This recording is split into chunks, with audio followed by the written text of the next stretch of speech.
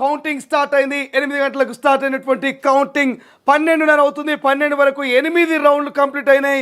ఇక 8వ రౌండ్కి సంబంధించిన అప్డేట్స్ కనుక మనం చూసినట్టయితే 8వ రౌండ్ ఓట్ల లెక్కింపు ఇప్పుడే పూర్తయింది. 8వ రౌండ్లో 1876 ఓట్ల ఆధిక్యంతో కాంగ్రెస్ పార్టీ అభ్యర్థి నవీన్ యాదవ్ 8వ రౌండ్ పూర్తయ్యేసరికి 21,495 ఓట్లతో ఆధిక్యంలో ఉన్నట్టు తెలుస్తుంది. అంటే సో మినిట్ టు మినిట్ అయితే తొలి వెలుగు అప్డేట్స్ అందిస్తూనే ఉంది. ఉదయం నుంచి 1800 ఓట్ల ఆధిక్యము మనకు ఇక నవీన్ యాదవ్ బీఆర్ఎస్ పార్టీ అభ్యర్థి మాగంటి సునీత పైన ఇక ఆధిక్యంలో ఉన్నట్టు తెలుస్తుంది. ఓవరాల్గా నవీన్ యాదవ్ గెలుపు ఖాయమైపోయినటువంటి నేపథ్యంలోనే ఇప్పటికే ఇటు గాంధీ భవను ఇక నవీన్ యాదవ్ ఇంటి దగ్గర పూర్తి స్థాయిలో సెలబ్రేషన్స్ స్టార్ట్ అయ్యాయి.